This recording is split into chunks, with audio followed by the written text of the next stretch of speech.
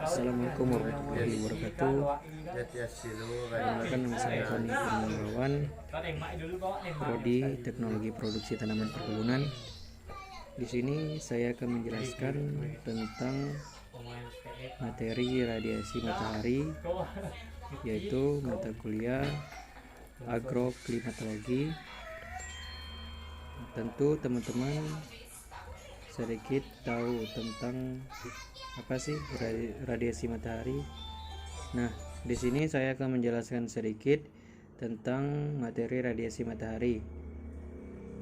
Radiasi matahari adalah pancaran energi yang berasal dari proses termonuklir yang terjadi di matahari.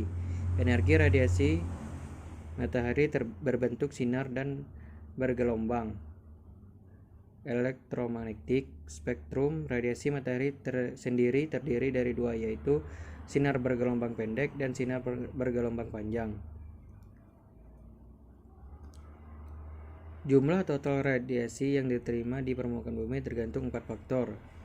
1. Jarak matahari, intensitas radiasi matahari, panjang hari, dan yang keempat pengaruh atmosfer. Yang pertama, jarak matahari. Setiap perubahan jarak bumi dan matahari menimbulkan variasi terhadap penerimaan energi matahari. Dan yang kedua, intensitas radiasi matahari, yaitu besar kecilnya sudut datar sinar matahari pada permukaan bumi. Dan yang ketiga, panjang hari atau sun duration, yaitu jarak dan lama antara matahari terbit dan matahari terbenam. Pengaruh atmosfer. Sinar yang melalui atmosfer sebagian akan diabsorpsi oleh gas-gas, debu, dan uap air, dipantulkan kembali, dipancarkan, dan sisanya diteruskan ke permukaan bumi. Radiasi matahari yang diterima oleh di bumi kita akan diterima dengan cara sebagai berikut. Yang pertama, diserap oleh aerosol dan awan di atmosfer. 2. Ditangkis oleh atmosfer. Ketiga, radiasi yang tidak tertangkis maupun terserap oleh atmosfer.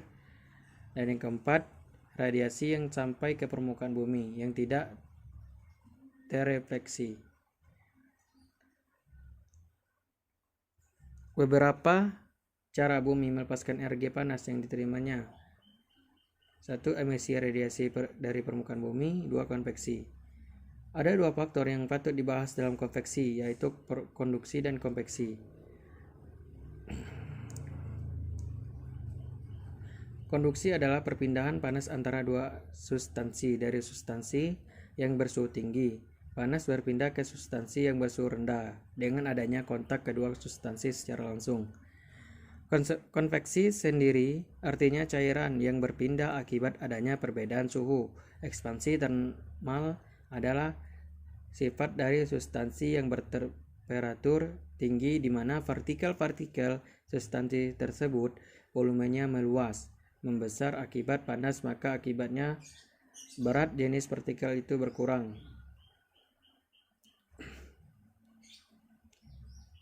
Radiasi matahari sejak dulu sampai sekarang tak habis-habis dibicarakan dan ditulis.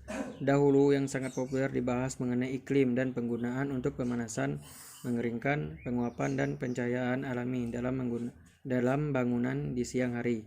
Sekarang tidak hanya permasalahan itu saja, tetapi sudah sangat berkembang, seperti berkaitan dengan permasalahan cuaca, atmosfer, pertanian, kehutanan, dan perikanan, peternakan, pengairan, lingkungan hidup, kesehatan, bangunan, kesehatan, dan berbagai kegunaan yang sangat praktis. Orang juga mempelajari ketersediaan radiasi matahari dengan berbagai cara dan pemodelan. Jenis radiasi matahari. Berdasarkan ada tidaknya ionisasi, maka radiasi dibagi dalam dua kategori, yaitu radiasi yang tidak menimbulkan ionisasi dan yang kedua, radiasi yang dapat menimbulkan ionisasi. Yang pertama, radiasi yang tidak menimbulkan ionisasi mempunyai 3 poin, yaitu sinar ungu ultra, sinar merah infra, dan yang ketiga, gelombang ultrasonik. Untuk radiasi yang dapat menimbulkan ionisasi mempunyai 5 poin. Yang pertama sinar alfa, sinar beta, dan yang ketiga sinar gamma, keempat sinar X, dan kelima proton.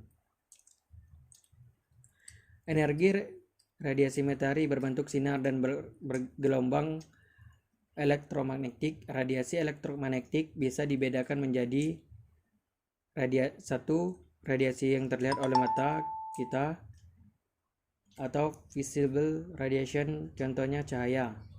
Dan yang kedua, radiasi yang dapat kita rasakan atau kulit wajah.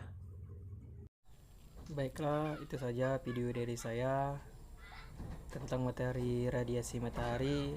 Semoga bermanfaat. Saya akhiri. Wassalamualaikum warahmatullahi wabarakatuh.